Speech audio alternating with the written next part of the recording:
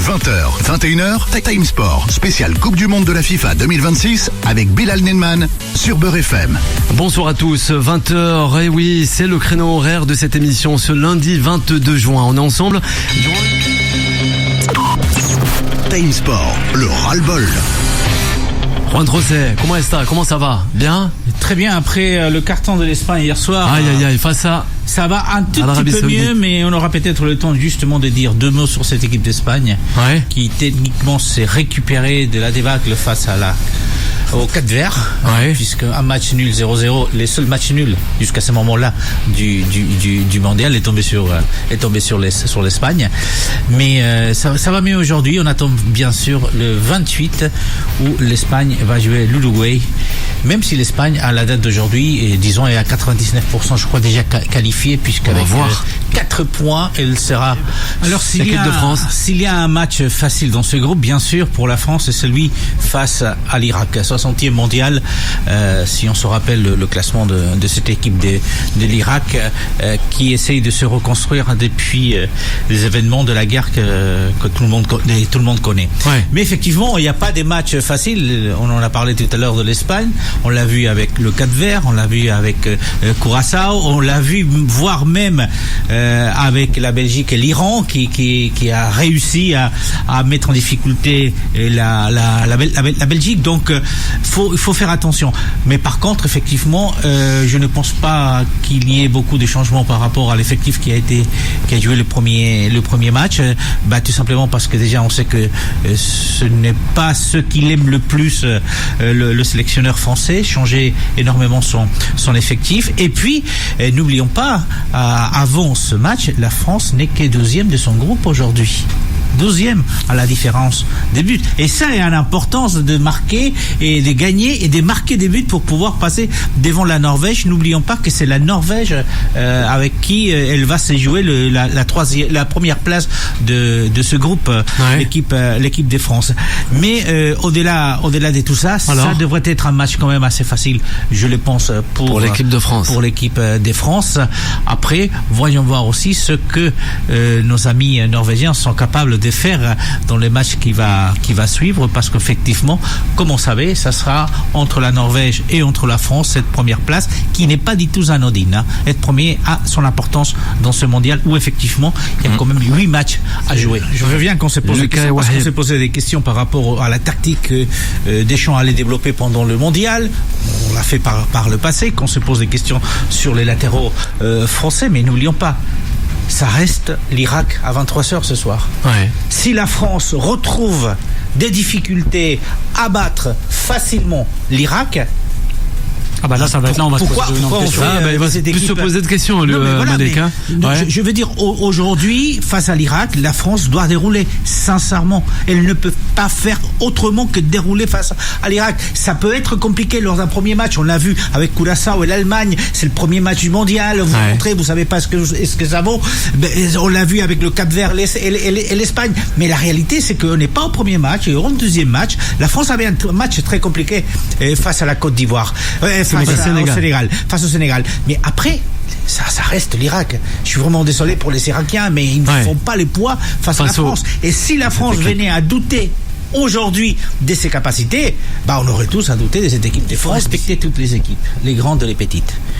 Mais toutes les équipes ne se valent pas. Alors je vous rappelle que ça, on a pris 7. Ici, on a pris 9 en 2 matchs. Il y a eu des 6-0. Donc toutes les équipes ne se valent pas. Donc l'Irak, on a pris 4 face à la Norvège. Donc aujourd'hui, ça doit être, et on doit respecter l'adversaire, mais ça doit être un match facile. Et ça s'arrête là. Parce que vous avez des nations qui sont aujourd'hui dans ce mondial, qui, si on n'avait pas augmenté à 48 équipes ou à 46 équipes, ne seraient jamais venus dans ce mondial. Ni Curaçao, ni le Cap-Vert, ni Haïti. Donc le Cap-Vert, si je pense. La réalité, c'est mais le Cap-Vert n'était même pas la dernière CAN, pour te dire. Non, mais pour vous dire, c'est que on a changé le format de la Champions League et ça a apporté des surprises au niveau de la compétition. C'est pas mal. Mais aujourd'hui, on découvre une nouvelle compétition. Vous l'avez dit, avec 8 matchs, donc avec un 16e de finale qui n'existe pas. respectons les adversaires, mais toutes les équipes ne se valent pas. Et les résultats qu'on est en train de voir à la deuxième journée vont être augmentés lors de la troisième. On va avoir encore des scores fleuves, dont pas mal des groupes d'ici le troisième match. Alors c'est très intéressant parce que j'ai regardé les chiffres. Alors c'est vrai, il leur faut un vécu, mais un vécu en tant que sélection nationale. Pourquoi j'ai dit ça? Parce que déjà, et même en club aussi, mais l'Afrique a le potentiel. La Côte d'Ivoire, c'est le pays le plus jeune dans cette Coupe du Monde. Après, c'est l'Équateur, et après, c'est le Maroc. Donc, il y a le potentiel. Ils ont des joueurs capables, qui sont jeunes, qui sont capables d'aller loin dans les 4-8 années prochaines. Et ça, c'est la première des choses. Donc, ça, c'est un plus qu'ils ont. La deuxième chose, ils ont des joueurs. Ils ont des joueurs. Ne croyons pas qu'ils n'ont pas des joueurs. C'est vrai que c'est très particulier. Parce que le pays qui a les plus de joueurs nés à l'étranger, c'est le Congo. Une vingtaine de joueurs sont nés à l'étranger. Mais les joueurs sont là. Juan. Ils sont là. Et donc, ils ont une expérience qui a été, pour la plupart, formée et ont été formés en Europe et notamment, en France. Et en Belgique, pour le coup. Ou en Belgique. Mais le Maroc, il y a 19 joueurs nés à l'étranger dans la sélection marocaine. Donc, ils ont le potentiel parce qu'il y a des jeunes, parce qu'ils ont des joueurs qui ont un vécu en club pour la plupart. C'est pour ça que je disais, il faut peut-être effectivement travailler au niveau de la sélection. Mais ceux qui n'ont pas, pour l'instant, c'est ces structures chez eux, au niveau des fédérations, comme le Maroc a fait depuis 15 ans. Il a investi. Malik. Et il va organiser dans 4 ans une Coupe du Monde avec l'Espagne et le Portugal. On a commencé avec l'Afrique du Sud quand on a donné pour la première fois un mondial à l'Afrique du Sud. Mais le Maroc s'est préparé depuis. Et malheureusement, les autres pays n'ont pas les moyens financiers ou la volonté politique de le faire. Non, et les contextes politiques ne sont pas tous les mêmes, c'est pas toujours aussi facile qu'au Maroc. N'oublions pas quand même quelque chose, c'est que le monde, je dirais, le monde autre que la France, a découvert le football africain dans les années 90.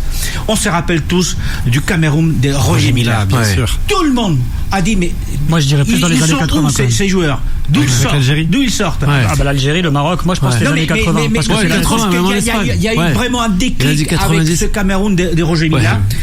Pour le reste du monde, pour la France, non, parce que vous avez eu des joueurs camerounais, enfin des joueurs africains dans votre championnat depuis des décennies, ce qui n'était pas les cas. Les Nigérians aussi, mais donc, il y a les potentiels, il y a des jeunes, il y a des joueurs de qualité.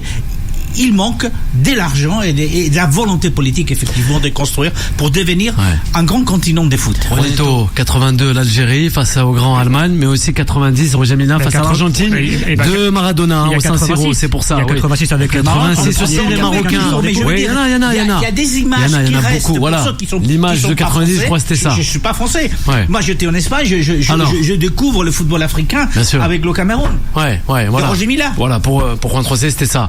On va retrouver Waheb et les nations africaines, on t'écoute. En fait, ce qui est intéressant, vous avez pratiquement tout dit sur ça. Ce qu'il faudra maintenant faire que le continent africain soit compétitif, c'est que les écarts se réduisent et qu'il n'y ait pas d'oligopole dans les fédérations. Que par exemple l'oligopole avec le Maroc, la Côte d'Ivoire, le Sénégal, notamment l'Algérie, l'Égypte, parce qu'on oublie souvent l'Égypte qui a des structures aussi très solides, que ça soit aussi une sorte de concurrence très saine. C'est que par exemple quand il y a des coupes d'Afrique des Nations, qu'il y ait toujours du spectacle, qu'il n'y ait pas une domination pendant 6 ans, 7 ans des mêmes fédérations, des mêmes équipes, parce que sinon le football va se fermer et que les meilleures équipes du continent vont pas avoir l'adversité ensuite pour aller réussir et pouvoir s'exporter à l'étranger, aller dans les coupes du monde. Une autre chose pour moi, on parle de formation, oui. Mais la formation aussi, il faut se confronter à quelque chose. Et il y a une équipe qui, pour moi, s'est confrontée et a été dans ce protectionnisme du football, c'est l'Égypte. L'Égypte, on se rappelle tous, dans les années 2000, ils explosaient tout le monde en Coupe d'Afrique et ils ont fait des choses exceptionnelles avec Ahmed Hassan. Ils ont enchaîné les 3 Coupes d'Afrique des Nations. Mais derrière, il y avait un protectionnisme du football et les joueurs n'ont pas réussi à se comparer à du football de haut niveau, le football européen. Et l'Égypte, sa performance contre le Brésil en Coupe de Confédération en 2010, elle marque un peu on est surpris, on se dit waouh, le Brésil qui tient tête à l'Égypte, même si Brésil gagne, il y avait ce côté surprise un peu, alors que l'Égypte avait la capacité pour le faire. Pourquoi ? C'est parce qu'à certains moments, les fédérations vont devoir accepter aussi de pouvoir exporter certains joueurs pour que le niveau aussi augmente et qu'on s'adapte à un football différent pour ensuite analyser et comprendre l'adversaire. Par exemple avec Mohamed Salah, l'exemple parfait, ou même avec le Sénégal, les pays surtout comme la Côte d'Ivoire aussi et le Cameroun. Ouais, intéressant. Le cas. Moi j'ai très rapidement même un peu le point de vue inverse. Alors vas-y. Pour une question de long terme, c'est-à-dire que moi je pense que pour que l'Afrique soit très compétitive à terme, il faudrait aussi qu'ils aient des championnats nationaux compétitifs, que la Ligue des Champions africaine soit plus compétitive, et c'est ça qui ferait qu'en sorte les équipes seraient mieux formées, il y ait directement de l'intensité et beaucoup plus de compétitivité même chez les jeunes, et je pense que c'est ça qui fera passer un cap vraiment à toutes les nations africaines, parce que regarde l'exemple que tu donnais, quand une nation domine pendant un moment comme l'Espagne l'a fait dans les années 2010, ça marque un peu une époque, mais une équipe africaine pourrait dominer la CAN pendant 2-3 ans si elle arrive à être pendant plusieurs fois en demi-finale, voire plus des championnats du monde. Ça ne voudra pas forcément dire qu'il y a un nivellement par le bas, mais qu'il y a une génération qui est très très forte. Mais cela dit, tu as parlé de l'Égypte qui a dominé le football africain, 7 CAN remportées, mais c'est à peine avant-hier, hier même qu'ils viennent d'avoir leur première victoire. Mais pourquoi l'Égypte, parce qu'il y a depuis 1934, l'Égypte était déjà qualifiée pour jouer sa première Coupe du Monde. 1934, tu te rends compte ? Et l'Égypte a sa première victoire. Seulement 24 heures. Mais pourquoi ? Parce qu'il y a eu une réforme dans le football égyptien qui a été faite. Il y a eu aussi une ouverture aussi des joueurs, notamment avec je pense que c'est aussi Mohamed Salah, Amr Zaki qui sont aussi partis à l'étranger. Ça a été les précurseurs un peu, parce qu'avant Mohamed Salah ça arrivait, mais aujourd'hui l'Égypte a compris. Là je le vois, les joueurs qui partent à l'étranger, on n'a pas beaucoup dans l'équipe. Par exemple hier Imam Achour, un joueur très talentueux, il est resté on en parle souvent d'Achour dans Afrofoot. Quel joueur. C'est un joueur exceptionnel, mais pour l'instant alors qu'il va avoir 28 ans, effectivement, il est toujours dans le championnat égyptien. Toujours dans le championnat égyptien. Donc oui, c'est vrai qu'il faut faire développer les championnats, la Ligue des Champions africaine, et je pense que ça va être intéressant de le faire. Mais en fait, le football africain, il a un contexte différent du football européen. Pourquoi ? C'est parce que dans les contextes où tu vas jouer des Coupes d'Afrique des Nations, dans les matchs de qualification, il te faut des équipes hybrides, avec des joueurs de talent qui peuvent aller glaner les meilleurs titres, parce que l'oligopole du football mondial, c'est le football européen, mais avoir des joueurs peut-être dans ton continent qui dominent. Je vais prendre l'exemple de l'Algérie, par exemple, 2019. Alors, le meilleur joueur algérien en Afrique, c'est qui ? Youssef Belaïli. Le meilleur joueur algérien en Europe qui est marquant, c'est Riyad Mahrez.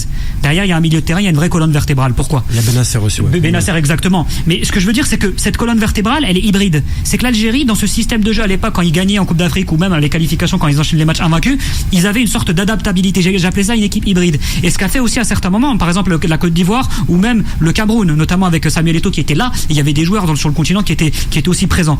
La différence aujourd'hui, c'est que comment apporter cette nuance, apporter cet équilibre. Parce que, par exemple, on parle du Maroc. Le Maroc, c'est majoritairement des joueurs binationaux. Oui. Et est-ce qu'on peut se poser cette question, se dire, là, ils sont peut-être en train de s'européaniser, ça se tend peut-être d'aller faire des résultats très compliqués. Le jour où ils vont avoir un déplacement à Nairobi à 14h, est-ce que cette équipe-là va être prête physiquement à pouvoir aller malmener une équipe et dans des compétitions, dans des CAN, avec des contextes totalement différents, aller chercher sa légitimité et dominer totalement le continent africain ?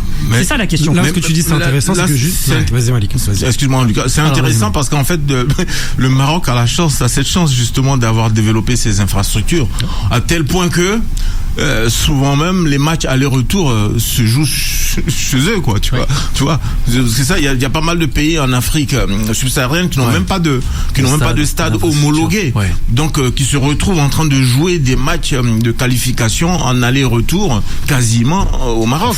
Donc c'est un avantage conséquent pour les Lions de l'Atlas. On peut comparer, excusez-moi, parce qu'on peut comparer aussi avec le football latino-américain. Le football africain doit avoir 30-40 ans de retard par rapport à ce qu'on a vécu dans le football latino-américain à un moment donné. Ouais. C'est-à-dire que les meilleurs joueurs, les championnats n'étaient pas très compétitifs, et les meilleurs joueurs, dès qu'ils avaient 18 ans, ils partaient tous. Mais ça, c'est aussi la réforme Bosman qui a tué le football sud-américain. Ça n'empêche que il a fallu 50 ans, mais le football latino-américain s'est imposé. C'est vrai qu'il y avait une locomotive, c'était le Brésil et c'était l'Uruguay. Donc c'était les deux grandes locomotives. Dans les années 70, on a eu l'Argentine. Mais aujourd'hui, l'Afrique toujours un manque d'infrastructures, un manque d'argent, mais les locomotives sont là, vous les avez citées. Ça a été l'Algérie, ça a été l'Égypte, c'est aujourd'hui le Maroc, ça a été la Côte d'Ivoire, le Cameroun. Moi je pense que ce terme-là de locomotive, tout simplement, il faut du temps et il faut de l'argent, mais le potentiel, encore une fois, il est là, les joueurs sont là, ils ont de l'expérience en club, il faut maintenant qu'effectivement ils aillent démontrer la même chose en sélection, et ça ne dépend pas que d'eux, ça dépend aussi de ces dirigeants, et on sait que le problème aujourd'hui des dirigeants en Afrique. Il y a le cas de la Tunisie, je sais pas si on va en parler, il y a le cas de la Tunisie. Oui, on en a parlé beaucoup. Tu parlais des dirigeants, avec la gérance de la fédération, bien sûr. C'est un exemple assez patent. Ouais, c'est vrai. On va revenir, c'est promis, sur l'Algérie et sur le Sénégal. Ça se joue cette nuit, dans la nuit de lundi à mardi. Ça fait sourire Malik. On va savoir pourquoi. Le Sénégal a vraiment la qualité pour battre la Norvège. Premier match de la Norvège, ça a été un carton, 4 ans face à l'Irak. Mais là, contre le Sénégal, le fait que c'est que le deuxième match et que le Sénégal est sous pression. Parce que un seul match nul, c'est suffisant pour la Norvège. Un match nul, c'est suffisant pour la Norvège pour s'assurer une qualification. Ça, c'est la première des choses. Donc, le Sénégal va être obligé, effectivement, encore une fois, ils ont la qualité. Ils peuvent le faire. Mais je pense qu'il va falloir tenir physiquement. Et il va falloir tenir au niveau psychologique, c'est-à-dire voir défiler les minutes, voir qu'on n'arrive pas à marquer ou qu'on n'arrive pas à se détacher de la Norvège. Et ça peut être compliqué pour les Sénégalais. Je te dis, aujourd'hui, celui qui a la chose la plus facile à faire, c'est la Norvège. Un petit match nul. Pour eux, c'est suffisant pour assurer une qualification en tant que deuxième, sachant qu'ils sont premiers des groupes avec un but de plus que la France dans le goal average. Le cas d'Algérie et la fin de l'émission. Par rapport au Sénégal, ce match est intéressant parce qu'on va voir vraiment la confrontation des deux styles complètement différents. On va voir cette équipe des Norvèges, on a tous Haaland en tête. Tu l'as dit, Malik, ce besoin d'espace, ce besoin de vitesse des Norvégiens face à la malice quand même du Sénégal, à cette fugue qui est aussi celle du football africain. Après, toujours mon doute est par rapport à cet aspect purement psychologique, si le Sénégal sera capable de tenir un match à 0-0, voire effectivement que l'élimination peut être prête. Je pense qu'à ces jeux-là, les Norvégiens sont peut-être mieux formés, sur le plan physique, plus aptes à supporter psychologiquement dans l'approche du match. D'autant plus, encore une fois, qu'il y a un match nul est suffisant pour eux. L'Algérie. Le match important pour l'Algérie, c'est forcément aujourd'hui une défaite face à l'Argentine était tout à fait logique et c'était dans les paramètres que tout le monde avait appris. Donc aujourd'hui, c'est le vrai match pour l'Algérie. Après, pour moi, il est assez compliqué, les auditeurs le savent, de parler de l'Algérie autre que par le cœur. Je pense que aujourd'hui l'Algérie doit s'imposer à cette équipe de Jordanie. Rappelons quand même qu'à la date, à ce moment précis, le troisième de ce groupe-là n'est pas qualifié, n'est pas parmi les 8 meilleurs troisièmes. Ça, c'est la première des choses. Une victoire de l'Algérie va certainement la mettre en position avantageuse, sachant, et encore une fois, je rappelle, et ça, c'est le cœur qui parle, que le dernier match, c'est face à l'Autriche. C'est il y a 44 ans. En Espagne, avait été sorti de ce mondial. Ce match et je pense qu'aujourd'hui, la victoire face à la Jordanie et puis face à l'Autriche, une victoire face à l'Autriche vont mettre notre ami algérien au moins dans les 16e. Rapidement,